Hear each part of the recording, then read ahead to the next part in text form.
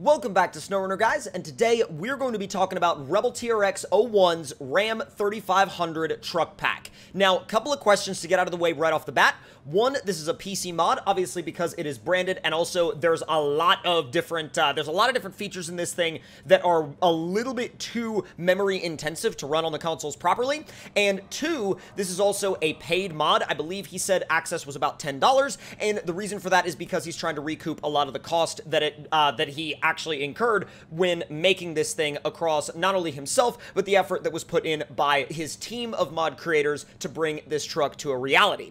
Now, speaking of, there are a lot of different variants of this truck. On the left, we have the 4x4 stiff frame, and on the right, we have the 10x10, 8x8, and 6x6, all in their swivel frame variations. So what we're going to be doing is we're going to be walking through some of the capabilities of all of these different rigs, and also I'm going to be showing you some of the things that they can do beyond your typical truck in SnowRunner, obviously. Now, one of the things that I will say, though, about this entire truck pack is I spend the highest amount of time in the 4x4. I really do enjoy the 4x4 variant. Now, I know Diesel loves the 10x10. My buddy Diesel at it, he absolutely loves the 10x10, loves the 8x8, the 6x6. I would say he probably spends most of his time in either the 4x4 or the 10x10, depending on what we're doing and depending on how intensive the actual environment that we're working in is. But with that being said, let's go ahead and get the 4x4 into the garage. I'm going to walk you guys through a bunch of the customization, and I'm also going to show you guys some of the options on the other versions as well. But without any further ado, let's go ahead and fire this thing up and see what it's all about. It sounds really, really good. And also, the lights are amazing. Let me go ahead and turn the lights on. The amount of work that was put into the LED lighting in this truck is absolutely next level. Like, 100% next freaking level. Now, let's go ahead and get it inside the garage. Now, I will say that in terms of the trucks that I've been using lately, I've received more questions about this particular truck than almost any of the other trucks I've been using lately, because it is such an incredibly detailed rig, and I can completely understand why. It's absolutely gorgeous. Now, we're going to do the performance engine in this particular build of it. We're also going to do the highway transmission. Now, one of the reasons why I like the highway transmission in this truck is because it has all of the highway ratios that you would need to make it smooth on the highway, and also smooth enough at speed to where it's not like too fast, but it's also got all of the low gear ratios that you might need when you're off-road in the mud as well.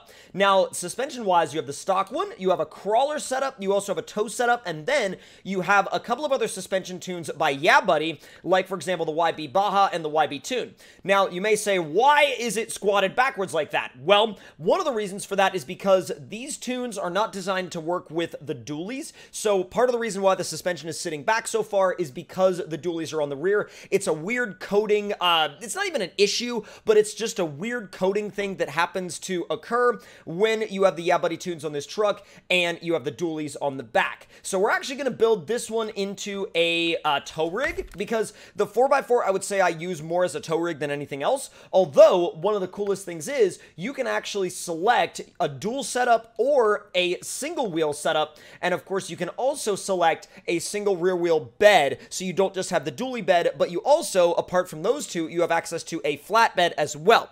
Now, going through these tire options, you start at a 39, which is already a pretty dang big tire, and then after that you go up to a 42, and the list repeats, and then once again the list will go on and then repeat again at a 45, and I believe it will repeat again all the way until you get to a 51. Now, the 51s are absolutely massive. They make the truck look gigantic, but I wouldn't say there's anything wrong with the fact that they make the truck look gigantic. I mean, at the end of the day, you guys know what most of the wheel and tire packages look like on this truck, especially if you've seen this thing on some live streams before.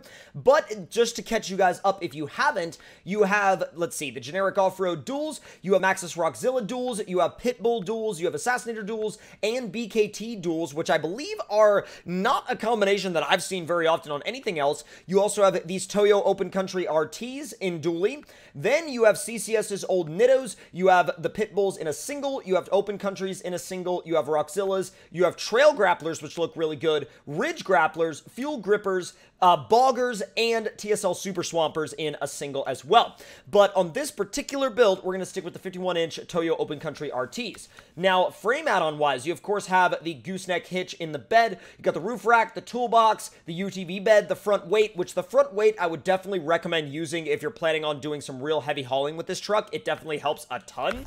Now, the roof rack actually comes with some really cool KC daylighters, but I'm not going to put that up there specifically because there's another Baja-style light bar that you can put up there that I really, really like. Now, bed-wise, so you can go with a flat bed, or actually, you can use the flatbed bars independently of the flatbed, depending on what you want to do. You also have the flatbed in body color, flatbed in diamond color, dually bed, and single wheel bed. We're going to leave the dually bed on for now, obviously. And then exhaust-wise, you have one option. That's an axle dump, but the axle dump exhaust looks really good on this truck, so I have no issues with it being on here. Now, grill guard-wise, you have a kind of a brush guard style. You also have a fusion bumper style. You have a road armor style, Kelderman style, and then a kind of desert style, Baja style bumper with extra lights and a recessed winch, which again, I really, really like the way that looks, and it gives you a lot more clearance up front. You can also see you've got some LED light pods, some ditch lights down in the corners of the bumper. Now, rear bumper wise, stock bumper, you got a fusion bumper as well, and a custom bumper. We're going to go with the fusion bumper for now, see how that looks. And then rooftop wise, this is the light bar I was talking about. So it's kind of a circular, not really circular, but it's a minorly curved circular light Baja style light bar. And then grills wise, you have the Royalty Core grill and you also have a stock Ram grill. Cool thing about the Royalty Core grill is that it also has two separate LED light bars built into the grill itself. Now on these particular tires, you have a choice of two different American Force wheels, but that wheel selection will change depending on what tires you select. So basically, you can either go for this black set of American Force wheels or this chrome set of American Force wheels, which I don't know the exact model name for these particular wheels, but someone I'm sure in the comment section down below can identify the particular wheel models that these are. Now, colors-wise, you got a full range of colors, just about whatever you might want. They all look really, really good on this truck, and I really don't have anything bad to say about any of these color options. They all look good, and you really can't go wrong. You genuinely cannot go wrong with any color that you put on this truck. Now, I will say, I really do like the dark red. The dark red looks really good, in my opinion, and I will throw that front weight on the front just to go ahead and give it a little bit more balance when it comes to actually hauling trailers. Now, getting this thing out of the garage for the first time is like, holy crap, it's gorgeous. It's absolutely beautiful. Now, when you fire it up, obviously all the lights come on, and then when you turn the lights on, not only do the other lights come on as well, but some of the current lights get even brighter. So these are all of your daytime runners, and then these are going to be your actual headlights. Now, let me back up into the trailer store real quick so we can go through some of the... Whoa! There we go. So we can go through some of the trailer options. You have a Scout flatbed, of course, that you can use, but the main trailers that I usually like to use are Red's goosenecks. You, of course, have the logging goosenecks as well as the cargo-based goosenecks. And obviously, since we're on the PTS right now, you can see that it will be able to tow these new Phase 6 Scout flatbeds later on down the road when those are released to the public, and we have some textures on them here in the PTS. Now, as you can see, we also have access to some of these pull-behind trailers like that 6-unit flatbed, which I do really like as well.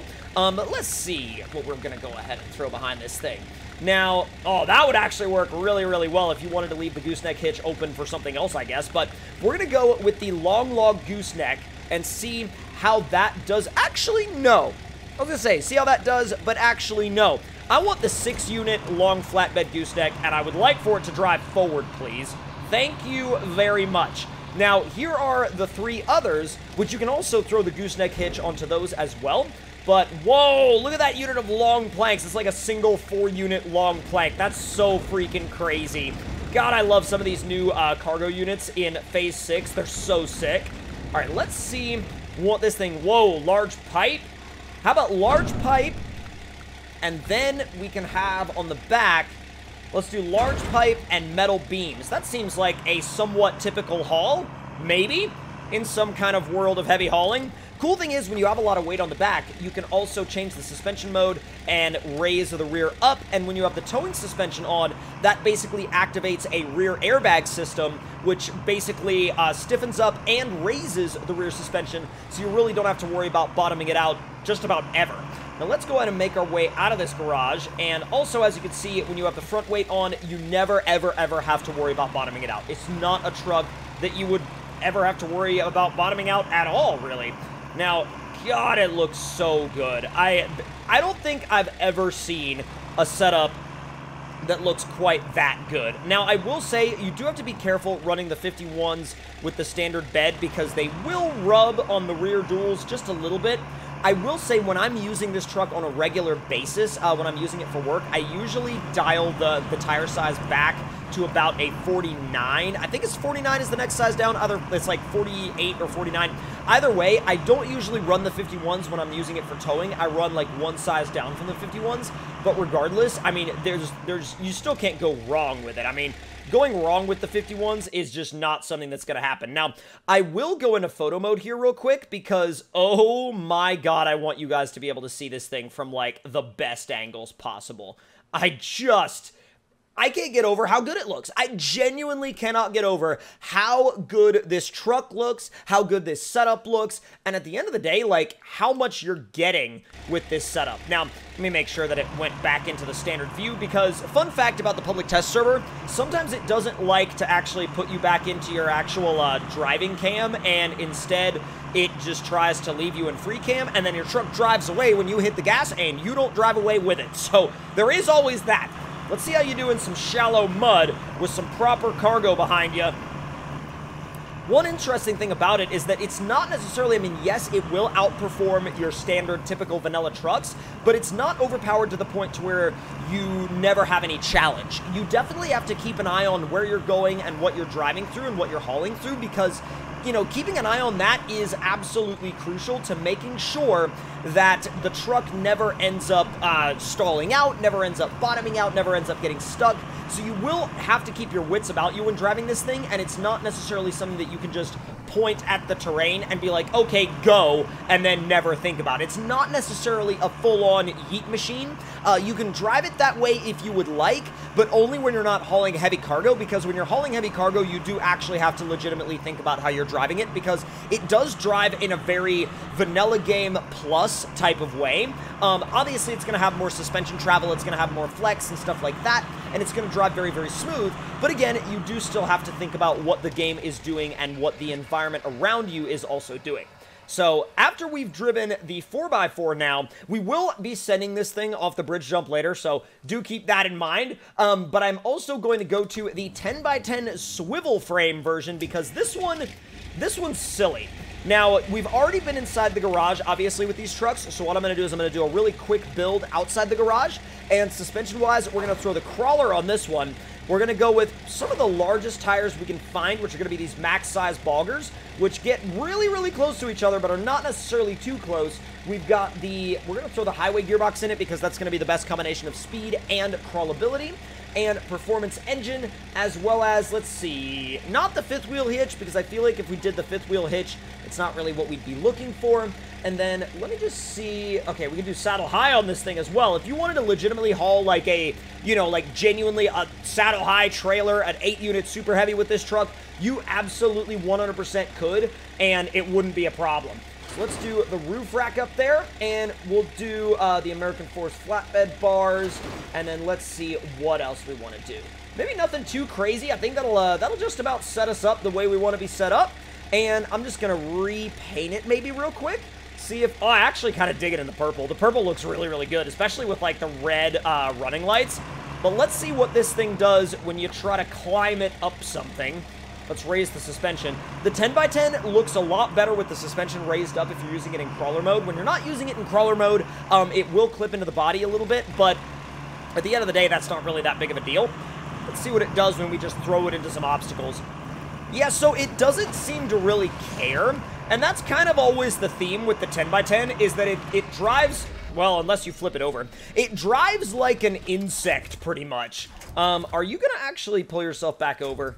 Maybe, maybe not. Unless you winch it, like, at a perfect 90-degree angle, it doesn't want to winch back over. But that's also a little bit of a side effect of the suspension being really high, also having the swivel chassis, and all of the stuff that goes into this truck, because once you get that whole, you know, you manage to get all of those different parts of this vehicle stuck, then at that point, it's just going to be, like, full sketch from that point on, trying to flip it back over. Yeah, it's a little top-heavy, but it's not top-heavy to the point to where, you know, it's not top-heavy to the point to where you can't manage it. It's just something you gotta actually, like, think about while you're driving it.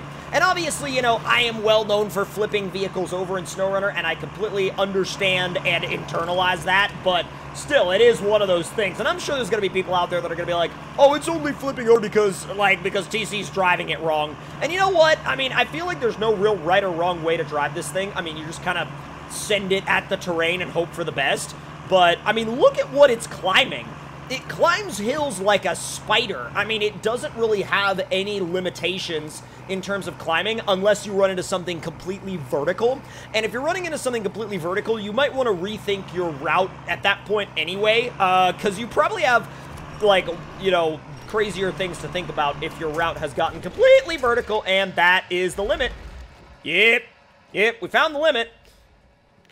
At least found the limit for the 10x10 swivel frame. Yikes. Now, let's go ahead and swap back over to the 4x4 stiff frame with the trailer and send it off the bridge jump. Now, let's also switch up the weather real quick because it is a little bit dreary outside. Also, though, let me show you guys what these freaking lights do. Look at that. And they all broadcast light. And that's just the runners. Now, if I turn it on, it's even more light. It's so crazy. Like, the amount of light that he has built into this thing is on the next level. Absolute next level. Now, let's get you down to the bridge jump once again. And now let's move on, and I will address this in the comment section down below as well. I'll make it a pinned comment. But as far as a console version of this truck goes, now, Rebel TRX-01 and his team, as of recording this video, are working on a console-friendly version. However, the 10x10, 8x8, and 6x6 will not be a part of that version. It's going to be a 4x4 only because, according to Rebel TRX-01, once again, the 6x6, 8x8, and 10x10 versions would all go above the RAM and memory limitations, or restrictions, rather, that are required in order to get a truck friendly to consoles. So, rest assured, as of recording this video, a console-friendly version is in the works. They just don't have an ETA yet for when it is going to be finished and ready. But let's cross our fingers and hope for the best that it's going to be finished soon. All right, let's go ahead and send her down the bridge jump. There's 5th. Come on. There's 6th. Let's go. Oh, my God. Oh, my God. No.